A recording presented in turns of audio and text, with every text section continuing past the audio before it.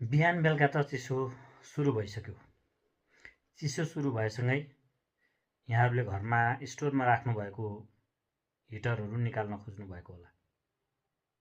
अनि तराईमा चिसो भगाउन घुर बाल्ने चाँजो पाँजो हुँदै होला।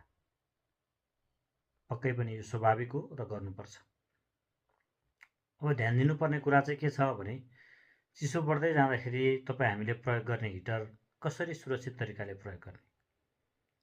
हामी हिटर बालेर कोठामा त्यत्तिकै छोडिदिँदा अथवा झ्याल ढोका पुरै बन्द गरेर हिटर बाल्दा बेला बखतमा हुने मानवीय क्षतिको बारेमा त हामीले सुनेकै छौँ।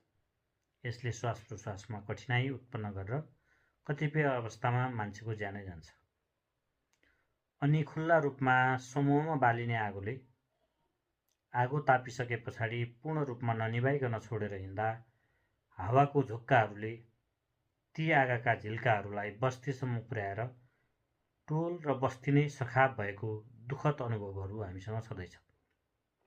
त्यसैले घरमा हिटर प्रयोग गर्दाखेरि हामी नभएको अवस्थामा अनिवार्य रूपमा यसलाई बन्द गर्नुपर्छ। अनि अर्को महत्त्वपूर्ण कुरा छ है, बालबालिकाको लुगा चाँडै सुकाउने नाममा कतै हिटरमा लुगा सुकाउन तपाईँ अभ्यस्त हुनुभएको त छैन, जसले गर्दा त्यही सुकाउन खोजिएको लुगा ओभर हिटिङ भएर आगो लागि भएका घटनाहरू पनि छन्। त्यसैले हिटरको सुरक्षित प्रयोग गरौँ। हिटर आफ्नो उपस्थितिमा मात्रै बालौँ र हिटरलाई आफू नभएको बेला पूर्ण रूपमा बन्द गरौँ र हिटर बाल्नु नै पर्नेछ भने झ्याल खुल्ला गरेर मात्रै हिटरको प्रयोग गर्नुपर्छ।